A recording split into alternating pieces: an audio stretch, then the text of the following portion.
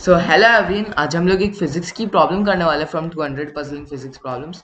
सो ये problem number 45 है from it. तो ये क्या कह रहा है, two elastic balls of masses m1 and m2 are placed on top of each other with small gap between their and then dropped onto the ground. What is the ratio m1 by m2 for which the upper ball ultimately receives the largest possible fraction of the total energy? So like basically हो क्या रहा है कि ये M1 और M2 को मैंने छोड़ा है, इन दोनों के बीच में ये जो गैप है वो छोटा सा, बट आप उसे नेग्लिजिबल भी मान सकते हो। तो सबसे पहले तो ये M2 का ये जो पॉइंट है, इससे मैंने ग्राउंड को h डिस्टेंस में मान लिया। तो जब ये ग्राउंड के साथ कोलाइड करेगा तब इसके पास स्पीड कितनी होगी, √2gh। अब आपको पता है कि ग्राउंड को आप इनफाइनाइट मास का कंसिडर करोगे और इलास्टिक कोलिजन होगा, तो वापस वो √2gh स्पीड के साथ ही ऊपर आ गया।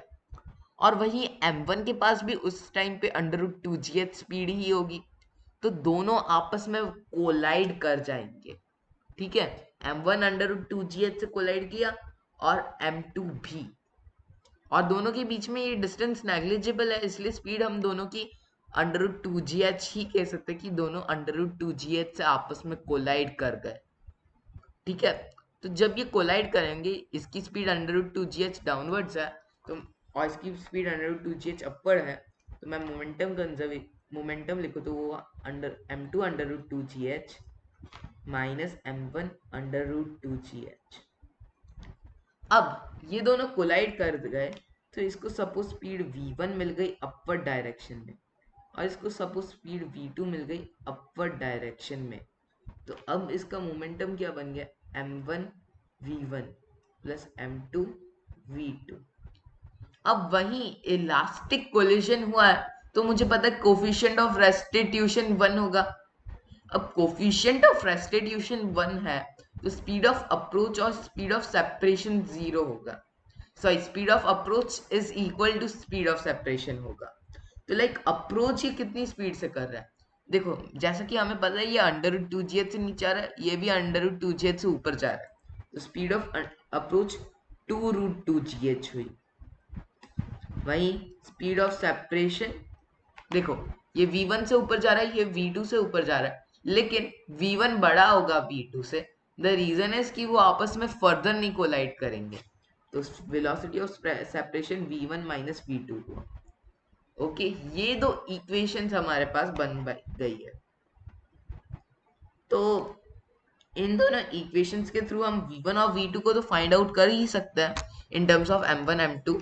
लेकिन इधर मेन कहाँ पॉइंट है कि हमें m1 और m2 का ऐसा रेशियो ढूंढना है जिसके लिए ये जो अपर बॉल है उससे सबसे ज्यादा एनर्जी मिले। देखो, एनर्जी तो इधर टोटली कंजर्व ही रहेगी, क्योंकि कहीं पे भी इलास्टिक कोलिजन हुआ ही नहीं है।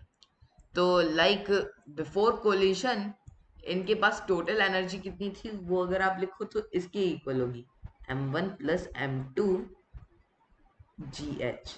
रीजन क्या है, m1 प्लस m2 gh हम इस स्पीड को क्यों कह रहे हैं कि क्योंकि बेसिकली ग्रेविटेशनल पोटेंशियल एनर्जी में चेंज इसका भी h हाइट हुआ है और इसका भी h हाइट हुआ है, तो m1 gh plus m2 gh, तो m1 plus m2 gh।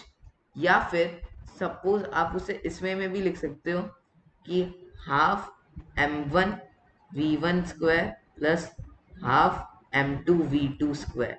Energy तो कंजर्व ही रह रही है, और ये पूरा थिंग डिवाइड कर दूं मैं हाफ m2 v2 स्क्वायर से। बेसिकली फ्रैक्शन जो m2 v2 स्क्वायर से नहीं, सॉरी, m1 v1 स्क्वायर से। सो लाइक ये जो फ्रैक्शन है, दिस इज द फ्रैक्शन जो कि फ्रैक्शन ऑफ एनर्जी जो कि इसे डिलीवर हो रही है, ये तो मुझे क्लियर है। अब क्वेश्चन में क्या कहा है कि ये जो फ्रैक्शन ऑफ एनर्जी क्यों, क्योंकि बेसिकली बॉल की खुद की काइनेटिक एनर्जी अभी हाफ m1 v1 स्क्वायर है, और टोटल एनर्जी ये है half m1 v1 square plus half m2 v2 square. Energy conservation लगा के मैं इतनी ही कह सकता हूँ टोटल एनर्जी को। तो मेनली हो क्या रहा है कि ये क्वांटिटी मुझे मैक्सिमम वैल्यू चाहिए इस क्वांटिटी की। ये तो मुझे आइडिया है कि ये मैक्सिमम टू मैक्सिमम क्या हो सकता है, 1। और मैक्सिमम टू मैक्सिमम 1 ये होगा कब, जब ये जो स्पीड v1 है ना, ये जो स्पीड v1 है वो मैं v1 और ये v2 जो स्पीड है वो मैं ऐसे सिलेक्ट करूं कि v2 जीरो हो जाए। क्यों, v2 अगर जीरो हो जाएगा तो ये टर्म तो हट ही गया, तो इनका रेशियो करोगे तो आपको मैक्सिमम पॉसिबल वैल्यू 1 मिलेगी। ओके, सो लाइक अगर v2 जीरो होगा ना तो इसे अपनी मैक्सिमम एनर्जी मिल जाएगी इस इस बॉल को, और वो स्पीड v1 उसकी मैक्सिमम पॉसिबल स्पीड या फिर मैक्सिमम काइनेटिक एनर्जी कह सकते हो। तो अगर मैं उस वे में इधर बढ़ूं इस प्रॉब्लम में, तो मुझे क्या चाहिए, v2 जीरो। तो इन दोनों इक्वेशन में मैं अपना ये चीज भी सेटअप कर देता हूँ कि v2 मेरा वेरिएबल जीरो के ही इक्वल है, तो ये दो टर्म्स अपने आप विप आउट हो गए। अब हम इधर क्या कर सकते हैं, दोनों इक्वेशन को डिवाइड कर दे। सपोज मैंने इसे कहा इक्वेशन 1 अभी, और इसे कहा इक्वेशन 2, तो मैं क्या कर रहा हूँ, 1 और 2 को आपस में डिवाइड कर दे रहा हूँ। तो आप ऑब्जर्व करो, अंडर रूट 2gh का टर्म तो कैंसिल आउट हो जाएगा, तो क्या आएगा, m2 minus m1 by 2 is equal to m1, मतलब m2 is equal to 3m1। जब ये कंडीशन सेटिस्फाई हो रही होगी ना कि m2 is equal to 3m1 है, यानी कि m1 और m2 का रेशियो 1/3 के इक्वल है, तब ये जो स्पीड v2 है वो जीरो होगी। और क्योंकि स्पीड v2 जीरो है, तो जितनी भी एनर्जी थी कोलिजन के बाद सीधा इसी को डिलीवर हो गई, तो बेसिकली इसके पास maximum possible fraction of energy होगा। मेनली यही था इस क्वेश्चन में। आई होप आपको ये सोल्यूशन समझ में आया होगा। और वैसे इधर जो रेशियो पूछा है वो 1/3 के इक्वल है, m1/m2 का रेशियो। Okay, bye everyone.